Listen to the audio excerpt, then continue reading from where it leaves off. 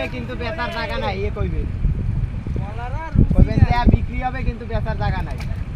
এগুলো হলো জেলিফিশ, সাগরের থেকে উঠেছে, এর ভিতরে দু একটা মাছ আছে। আমাকে সাইড কথা বলতেছে ছেলে বাবা তার জালে এইগুলো উঠছে, তাই না নুরু মামা? এইগুলো ওঠার পরে এখন এইগুলোর জন্য জাল ধরতে পারতেছে না, তাই তো?